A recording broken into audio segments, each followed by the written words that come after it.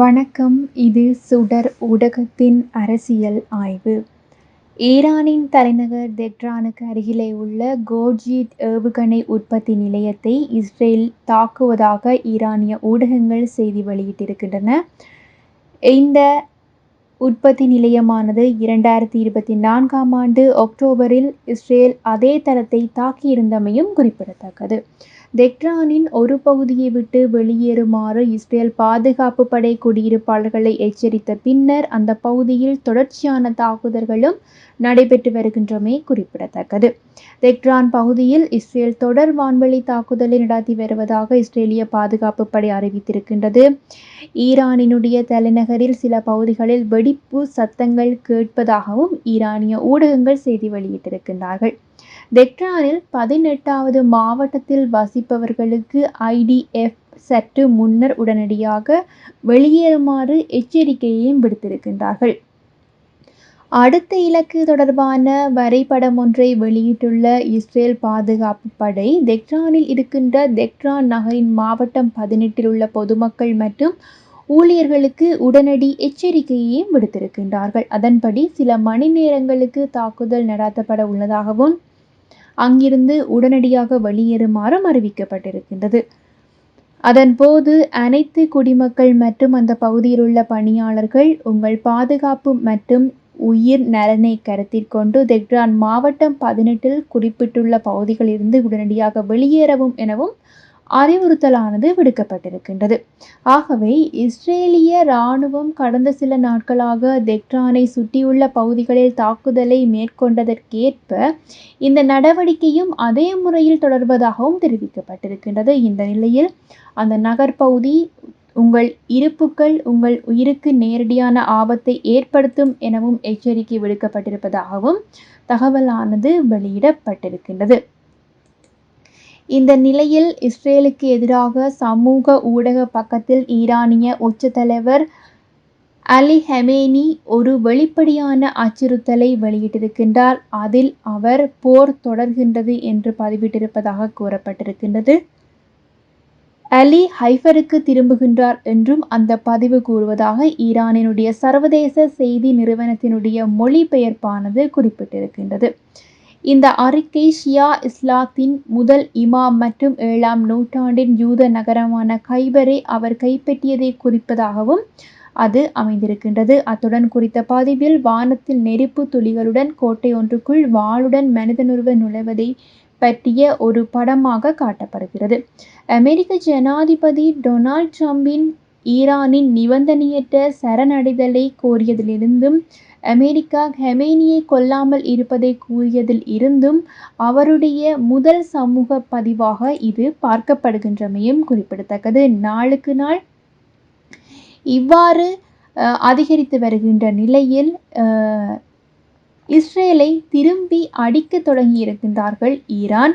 அதாவது இஸ்ரேலை நோக்கி சிறி ஈரானினுடைய ஃபட்டா 1 என்ற ஏவுகணை காணப்படுவதாகவும் கூறப்படுகிறது. இஸ்லாமிய புரட்சிகர காவல்படை இஸ்ரேல் மீது ஃபட்டா 1 ஹைப்பர்சோனிக் ஏவுகணைகளை ஏவியதாக அறிவித்திருக்கின்றார்கள்.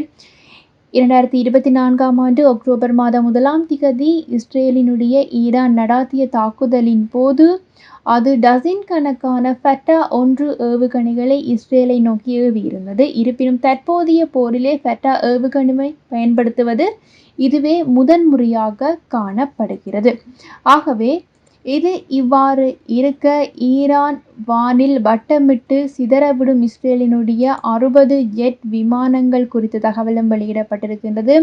சில மணி நேரங்களுக்கு முன்னர் புறப்பட்ட இஸ்ரேலினுடைய 60 போர் விமானங்கள் ஈரானின் மையப்பகுதியில் உள்ள பொலிஸ்டிக் ஏவுகணைகளை குறிவைத்து மிகப்பெரியதொரு தாக்குதலையும் மேற்கொண்டிருக்கின்றார்கள். இந்த தகவலை இஸ்ரேலினுடைய பாதுகாப்பு படையினுடைய பேச்சாளர் பிரிகேடியர் ஜெனரல் எஃபி டெஃப்ரின் உறுதிப்படுத்தியிருக்கின்றார். தாக்குதலில் அளிக்கப்பட்ட பொலிஸ்டிக் ஏவுகணைகள் இஸ்ரேலை நோக்கி தாக்கும் வகையிலே அமைக்கப்பட்டிருப்பதாகவும் அவர் கூறியிருக்கின்றார்.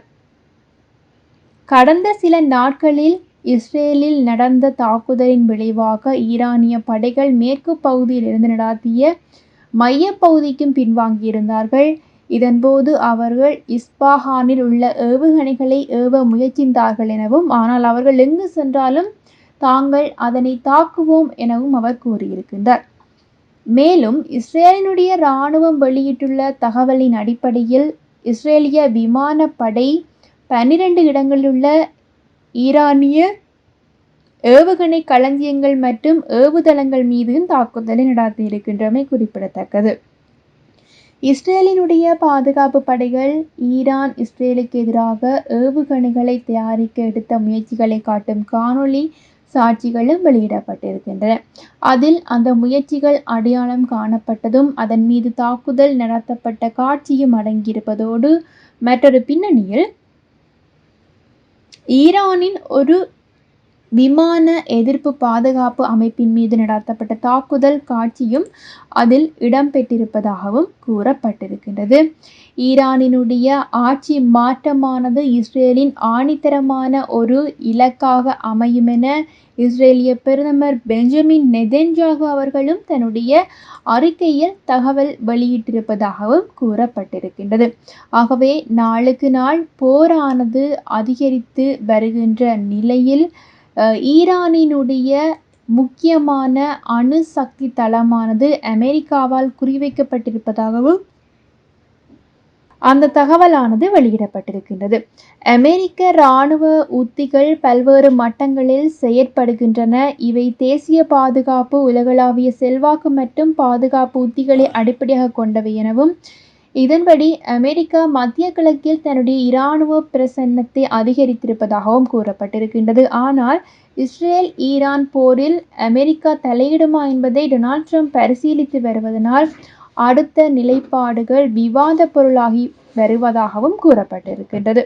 ஈரானினுடைய ஃபோர்டோ அணுசக்தி தளத்தை அமெரிக்கா தாக்க முடியுமா என்பது தற்போது மிக முக்கிய கேள்விகளில் ஒன்றாக அமைகின்றது. விமர்சன ரீதியாக ஈரானினுடைய ஃபோர்டோவில் இருக்கின்ற ஆழமான அணு செறிவூட்டல் தளத்தை தாக்க பயன்படுத்தப்படும் குண்டுவீச்சு விமானங்கள் குறித்து புதிய தகவலும் இதுவரை அமெரிக்காவால் வெளியிடப்படவில்லை என்பதும் முக்கியமான ஒரு விடயமாக பார்க்கப்படுகிறது. அத்துடன் இந்த விமானங்கள் 13.6 டன் எடையுள்ள பதுங்கு குழி குண்டுகளை கொண்டுள்ளதாகவும் 60 மீட்டர் பாறைகளை கூட ஊடுருவி செல்லும் வகையிலே வடிவமைக்கப்பட்டிருப்பதாகவும் அமெரிக்க பாதுகாப்பு செயலாளர் இது பற்றிய திறன்கள் குறித்து பல்வேறு தகவல்களையும் வெளியிட்டிருப்பதாகவும் கூறப்பட்டிருக்கின்றது. இந்த நிலையில் மத்திய கிழக்கினுடைய அரசியல் விதியை அமெரிக்கா தான் தீர்மானிக்கும் என்றொரு தகவலும் வெளியிடப்பட்டிருக்கின்றது. சில சம்பவங்கள், அதாவது நடந்து வருகின்ற அண்மை சம்பவங்கள் இதனை உறுதிப்படுத்தி இருப்பதாகவும், அமெரிக்கா தான் இதற்கான வெற்றியையும் சரி தோல்வியையும் சரி தீர்மானிக்கவிருக்கின்றது என்ற நிலையானது தற்சமயம் உருவாகி இருக்கின்றது. கனடாவில் நடைபெற்ற இருக்கின்ற G7 மாநாட்டினுடைய நடுப்பகுதியிலேயே டொனால்ட் ட்ரம்ப் அவர்கள் போர் குறித்து அந்நாட்டிற்கு விஜயம் மேற்கொண்டிருக்கின்றமை அந்நாட்டினுடைய போர் நிலவரத்தை மேலும் பரபரப்பாக்கி கொண்டிருக்கின்றது. அமெரிக்கா தான் இந்த நாட்டினுடைய வெற்றிகளையும் தோல்விகளையும் தீர்மானிக்க இருக்கின்ற மிக முக்கியதொரு சக்தியாக காணப்படுவதாகவும் தற்போது நிபுணர்கள் கருத்து தெரிவித்திருக்கின்றார்கள்.